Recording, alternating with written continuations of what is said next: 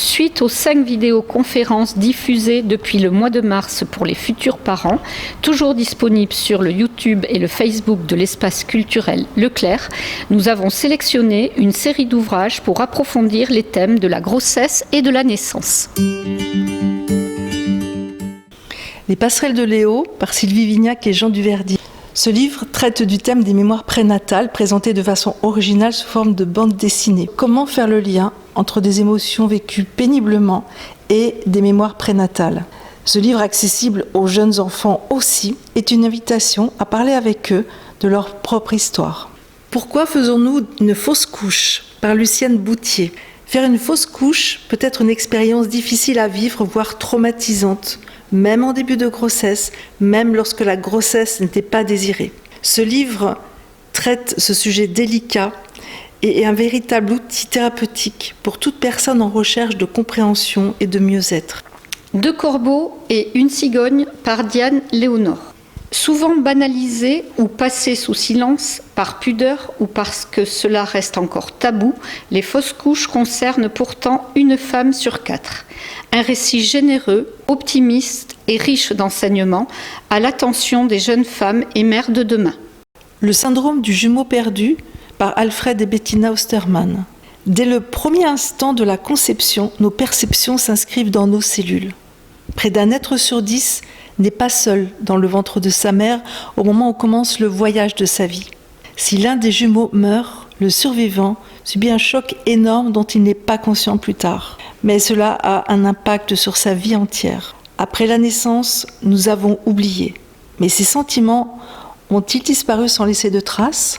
Vivre sereinement sa grossesse par Stéphanie Couturier et Laurélène Chambauvé.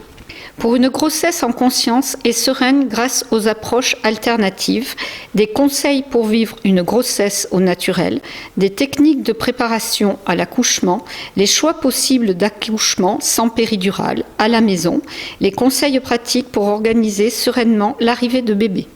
La psychogénéalogie, comprendre son histoire familiale, s'en affranchir et gagner en liberté, par Isabelle Deroux et Karine Segar. Difficulté à s'épanouir, échec répété, accro de santé. Et si les épreuves traversées dans nos vies n'étaient en fait que la répétition de celles de nos ancêtres ? La psychogénéalogie n'aborde pas l'individu isolément, mais à travers les liens qu'il a tissés avec sa famille, liens visibles ou invisibles. Cet ouvrage, clair et vivant, propose les concepts clés, des cas concrets et des pistes pratiques. Pour une naissance sans violence par Frédéric Leboyer. Pour une naissance sans violence, quand les enfants viennent au monde, ils hurlent au lieu de respirer. Dans ces cris de nouveau-né, qu'y a-t-il ? Se pourrait-il que naître soit douloureux pour l'enfant autant qu'accoucher l'était jadis pour la mère ? Cette souffrance qu'est, pour le bébé, la naissance, qui s'en soucie ? Ne peut-on pas la lui éviter ? Une histoire de la naissance par René Friedman. La naissance est un fabuleux voyage, mais il n'est pas sans turbulence. Ce livre retrace la prodigieuse évolution de la médecine obstétrique.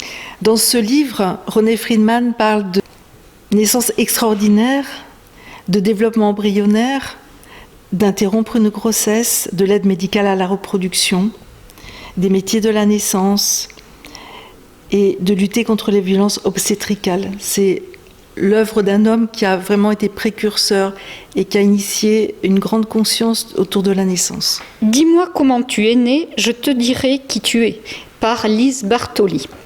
On dit que tout se joue dans la petite enfance, mais si notre naissance marquait déjà notre vie d'adulte, Lise Bartoli nous montre le lien entre ce moment clé et nos comportements actuels, nos peurs, nos blocages.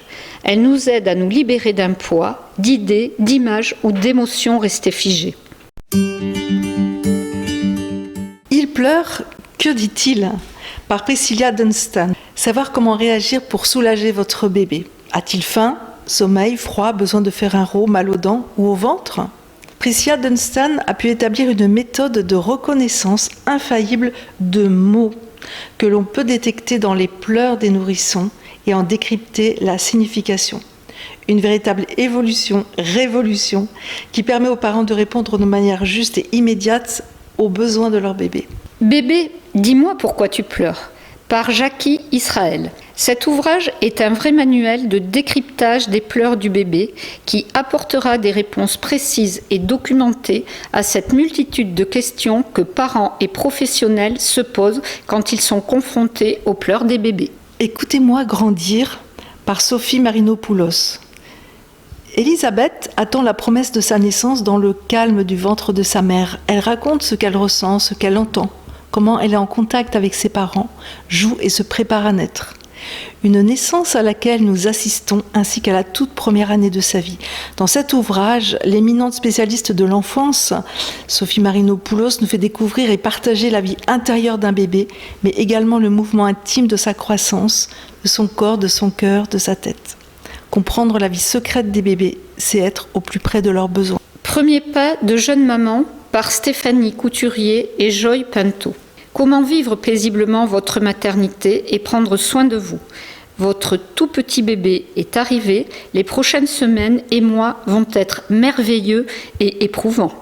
Des conseils pour créer un lien d'attachement, des conseils pour prendre soin de vous et reprendre des forces, toutes les informations utiles pour prendre soin de votre bébé au naturel. L'attachement, Daniel Siegel et Tina Payne-Brisson. Comment créer ce lien qui donne confiance à votre enfant pour la vie? Les principes de base pour construire avec votre enfant ce premier lien qui va influencer tous les autres. Les études scientifiques le montrent, ce qui prédit le mieux l'avenir d'un enfant, son équilibre émotionnel, ses compétences relationnelles, son succès scolaire et professionnel réside dans un attachement sécure, c'est-à-dire un lien apaisé et confiant à un parent au moins.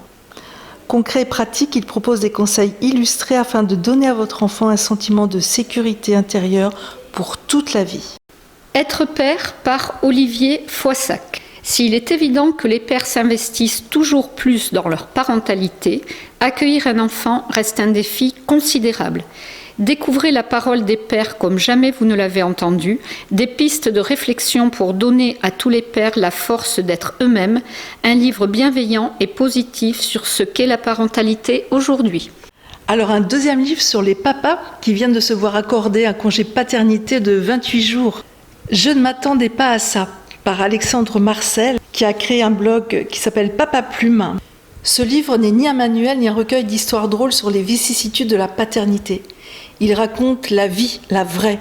Les chocs à la poitrine, les larmes, le jet de pisse sur ta chemise alors que tu es déjà en retard, les nuits blanches, les amis qui s'éloignent. Pour rire, s'émouvoir, comprendre et poser un nouveau regard sur ces papas d'aujourd'hui qui, parce qu'ils changent les couches, changent aussi un petit peu le monde.